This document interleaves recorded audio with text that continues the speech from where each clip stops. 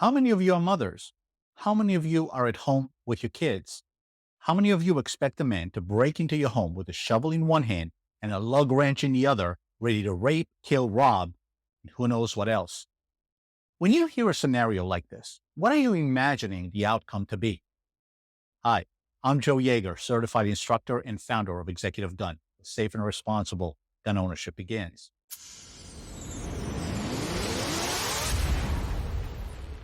That's what a 51-year-old man on parole after serving 20 years for armed robbery did. It horrifies me to think of what he intended to do to this mother and her two children. Fortunately, he ended up doing nothing. Because he had a change of heart and not because the police came in time. It was because the mother was armed and shot him dead to protect her two children. It's a sad story with a happy ending. What can we learn? Number one, could this situation have been avoided? Perhaps. Is your home secure enough?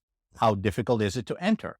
It may not always be possible to keep an intent home invader from coming in, but the more difficult you make it to give you time to get to a defensive weapon and for law enforcement to arrive, the better.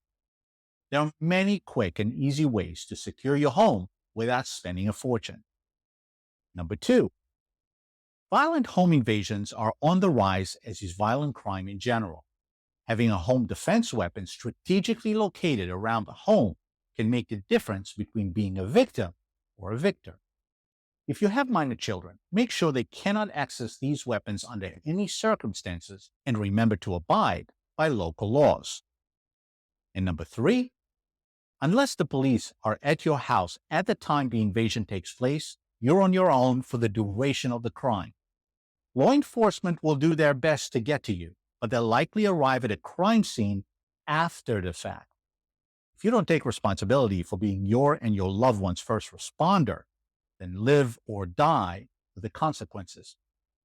Safety doesn't begin and end with firearms, but when a heartless, violent beast who's bigger and stronger invades your home and threatens you and your kids, smaller and weaker victims, what else can equalize the odds as swiftly and decisively as a firearm in the hands of a well-trained offender? To do what that mother did doesn't happen by buying a gun and some ammo and thinking you can rise to the occasion and just point and shoot.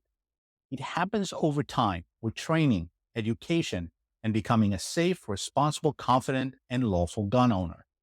If you think you can talk yourself out of every situation, then you haven't been a victim of a violent attack.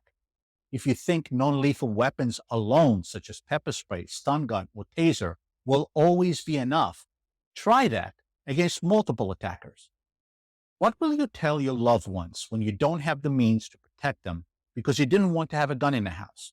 I don't believe in guns. I will never let anything happen to you. The police will protect us. Don't end up wishing you would have done it differently had you had the chance. If you enjoyed this video, please smash that like button, subscribe to the channel, and watch the next video right here. Train hard, often, and safely, and I'll see you at the range.